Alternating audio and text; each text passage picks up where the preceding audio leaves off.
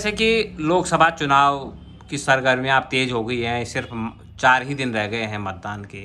और जिस तरह से प्रचार अभियान चलाया जा रहा है सत्ताधारी पार्टी के द्वारा, आप किस तरह से देखते हैं, किस तरह के मुद्दे जो है कांग्रेस इस बार लेके आई है? नमस्कार, मैं रमेश कुमार मंगू, निवर्तमान पार्षद। देखिए, ये लोकसभा का चुनाव जो चल रहा है, इसमें सत्ताधारी और विपक्ष दोनों अपनी अपनी हैसियत के मुताबिक प्रसार कर रहे हैं। क्योंकि कांग्रेस के पास इस समय जो धन की कमी है, जो कांग्रेस के खाते सीज हो रखे हैं, उनके कारण शायद लग रहा होगा लोगों को कि कांग्रेस का प्रचार नहीं हो पा रहा है। लेकिन कांग्रेस के कार्यकर्ता घर घर जाकर अपने उस पैसे की कमी को पूरा कर रहे हैं और घर घर जाकर लोगों को मोटिवेट कर रहे हैं कांग्रेस को वोट देने के लिए। क्योंकि भाजपा सरकार सिर्फ हवाई मुद्दों पे काम कर रही है। हमारे जो क्षेत्रीय मुद्दे हैं, जो जैसे यहाँ पर बेरोजगारी है, महंगाई है, इन पर कोई बात नहीं कर रहा है। वो राष्ट्रीय मुद्दों को लेकर बात कर रहे हैं। मैं ये कहना चाहता हूँ सभी लोगों से कि उत्तराखंड के जो अपने मुद्दे हैं, कांग्रेस उन पर चुनाव लड़ रही है। जैसे हमारे यहाँ अंकिता भंडारी हत्याकांड हुआ है और उसके माँ बाप दर दर की ठोकरें खा रहे हैं अपने न्याय के लिए, और उस वीआईपी का नाम ले रहे हैं, जगह जगह बता रहे हैं, लेकिन ना उस पर भाजपा, ना यहाँ की कोई सरकार कोई एक्शन ले रही है, ना उस पर कोई विचार कर रही है।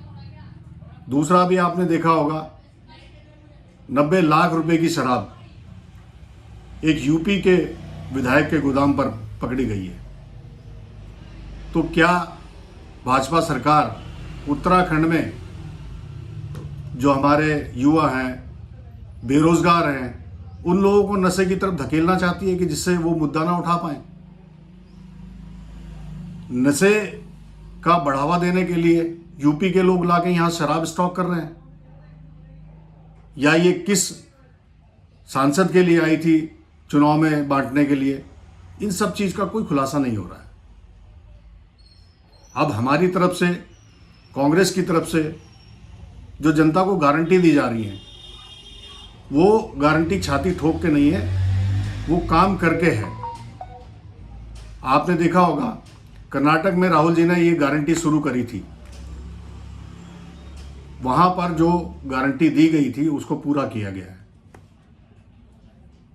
तेलंगाना में जो गारंटी दी थी उसको पूरा किया जा रहा है।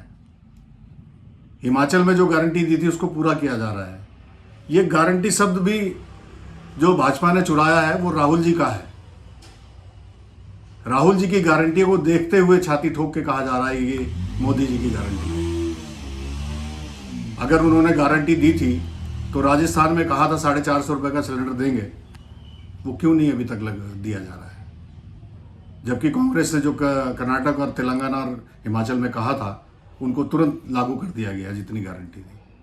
अब हमारी तरफ से ये एक गारंटी पत्र दिया जा रहा है जी, जिसमें जो घर की बुजुर्ग महिला है, गरीब परिवार की, उसको 1 लाख रुपए साल का दिया जाएगा उस परिवार के लिए। जैसे किसानों की कर्ज माफी है, उसको दिया जाएगा। जो मनरेगा में अभी मजदूरी है 275 280 रुपये है, उसको 400 रुपये करने जा रहे हैं अगर कांग्रेस की सरकार आती है तो। ये गारंटियां गरीबों को रोजगार देंगी, ना कि उनको 5 किलो राशन देकर निकम्मा बना रहे हैं। जी। अगर ये राशन बंद करके उनको रोजगार देने का काम किया जाए तो आत्मनिर्भर बनेंगे, अपने सम्मान के साथ जिएंगे। जी, निश्चित तौर पर पार्षद जी, ये सवाल जो है विपक्ष, आपका जो सत्ता पक्ष है वो उठा रहा है कि आपका तो जो प्रधानमंत्री का कैंडिडेट है वही तय नहीं है, तो आपको किस बेस पर वोट दिया जाना चाहिए? देखिए, जब यूपी की सरकार थी वहां पर भी पहले कोई कैंडिडेट नहीं था। जब हमारे एमपी जीत कर आएंगे उसी समय सारा गठबंधन तय करेगा कि किसको प्रधानमंत्री बनाया जाए। यहाँ पर 2 लोगों की सरकार नहीं है, यहाँ पूरे गठबंधन की सरकार बनेगी, जो सभी लोग मिलकर निर्णय लेंगे, किसी निर्णय को थोपा नहीं जाएगा। ये है, इसलिए प्रधानमंत्री का चेहरा घोषित नहीं है। अच्छा, एक बात जो सामने आ रही है कि अगर एक लाइन में अगर पूछा जाए तो कांग्रेस को क्यों वोट दिया जाना चाहिए? कांग्रेस को इसलिए वोट दिया जाना चाहिए कि कांग्रेस जब भी शासन में रही है, सत्ता में रही है, उसने हर वर्ग का ख्याल रखा है। मनरेगा, आरटीई, शिक्षा का अधिकार, ये सब जो लाए हैं, ये जन औषधि केंद्र जो आज मोदी जन औषधि केंद्र के नाम से हो रहे हैं, ये मनमोहन सिंह जी के टाइम पे आया हुआ है। ये सब चीज़ें देती है, गरीबों का ख्याल रखती है। आज पूंजीपतियों की सरकार है। कांग्रेस के टाइम पे हर व्यक्ति को उसके हिसाब से, उसके सम्मान के साथ के, उनके रोजगार के हिसाब से सब ये किया जाता था। आज ये सरकारों में सिर्फ ऊपर के लोगों को मिल रहा है, नीचे वाला वैसे ही है। और वन रैंक वन पेंशन को लेकर भी कुछ पूर्व सैनिकों में आक्रोश है, उसको लेकर क्या आपको क्या कहना है? वन रैंक वन पेंशन का जो इन्होंने झुंझुना दे रखा है, इतना संघर्ष के बाद आज तक उन लोगों को पूरा पैसा नहीं दिया गया। हर साल वो लोग संघर्ष करते हैं, हर बार उनके जो धरने प्रदर्शन होते हैं, लेकिन ऐसी सरकार पे कोई इनके कान पे जू नहीं रहती है। वो ये नहीं देखते। वैसे सैनिकों का बहुत सम्मान है, ऐसा करते रहते हैं, लेकिन सैनिक परिवार जो अपने वन रैंक वन पेंशन के लिए लड़ रहा है, उसका कोई ख्याल नहीं रख रहे जी। और कांग्रेस में एक भगदड़ सी मची हुई है, बीजेपी में जाने की एक होड़ सी लगी हुई है, उस पर आपको क्या कहना है? देखिए, ये भगदड़ मची नहीं, मचाई जा रही है। बीजेपी की तरफ से जो वॉशिंग मशीन रखी गई है एक स्पेशल, उसमें लोगों को ले जाके डाला जा रहा है, धो के साफ किया जा रहा है। और इनका नारा था कांग्रेस मुक्त भारत। अब ये बीजेपी जो हो गई, कांग्रेस युक्त बीजेपी होती जा रही है।